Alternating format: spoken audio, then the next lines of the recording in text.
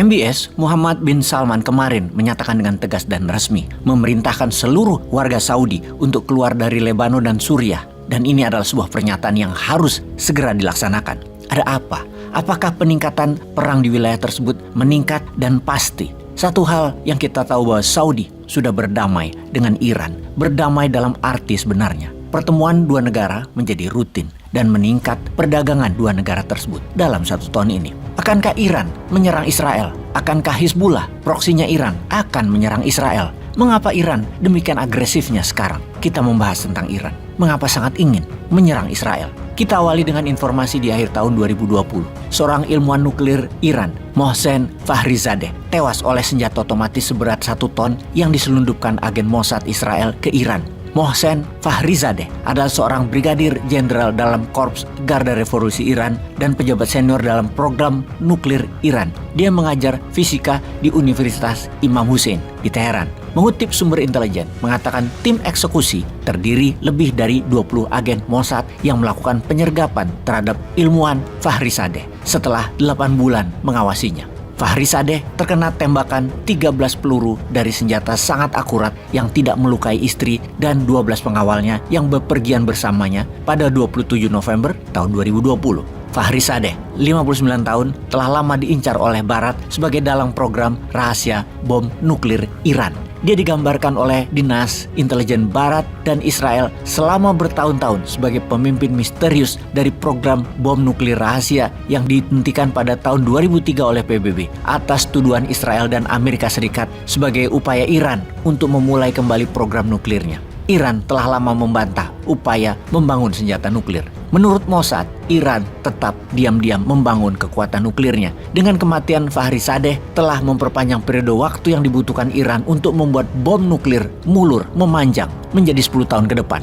Bagaimana Fakhrizadeh dieksekusi? Sebuah tim membuat rencana menit demi menit yang sangat rinci. Kemudian selama 8 bulan, mereka bagaikan bernafas dengan Fakhrizadeh. Bangun bersamanya, tidur bersamanya, berpergian bersamanya. Mereka bahkan dapat mengendus krim cukurnya setiap pagi dan menghirup bau aroma kopi yang diminumnya. Para eksekutor menggunakan senjata canggih yang dikendalikan jarak jauh dengan bom kecil yang terpasang di dalamnya untuk menghancurkan diri sendiri guna menghilangkan jejak. Senjata itu seberat 1 ton karena termasuk bahan peledak dan diselundupkan ke Iran dalam potongan-potongan kecil selama beberapa bulan. Kemudian dirakit dan dipasang di dalam truk pickup Nissan yang diparkir di pinggir jalan yang dikendalikan melalui satelit jarak jauh. Serangan terhadap Mohsen Fakhrizadeh dilakukan oleh Israel sendiri tanpa keterlibatan Amerika. Tetapi pejabat Amerika telah diberi pemberitahuan sebelumnya dan mendapatkan go ahead dari Pentagon. Kemudian kita mundur beberapa bulan di tahun yang sama, 2020. Mayor Jenderal Qasim Soleimani, pria berusia 62 tahun kala itu, merupakan perwira militer senior Iran dalam pasukan pengawal revolusi yang sejak tahun 1998 menjadi komandan pasukan Quds, sebuah divisi yang bertanggung jawab untuk operasi ekstrateritorial dari Iran.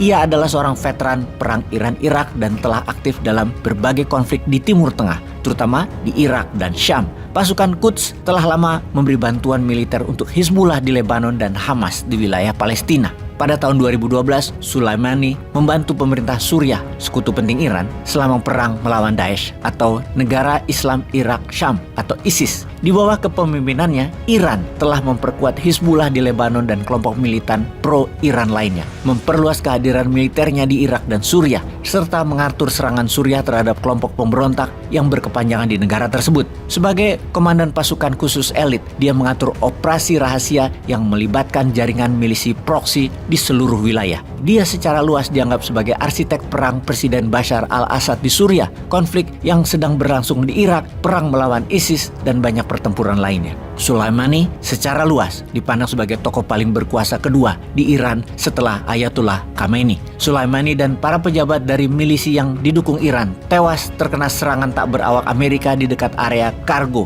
di Irak. Beberapa rudal menghantam konvoi tersebut. Sedikitnya 7 orang tewas. Mengapa Amerika dan Mossad mengeksekusi Soleimani? Pentagon mengatakan Soleimani telah mengembangkan rencana untuk menyerang diplomat dan anggota militer Amerika di Irak dan di seluruh kawasan. Serangan ini bertujuan untuk menghalangi rencana serangan Iran di masa depan.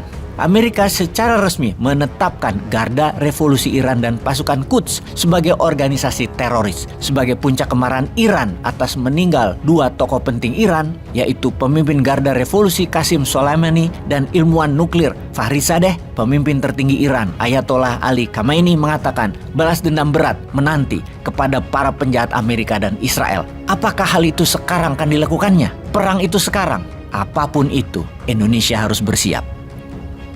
Peace.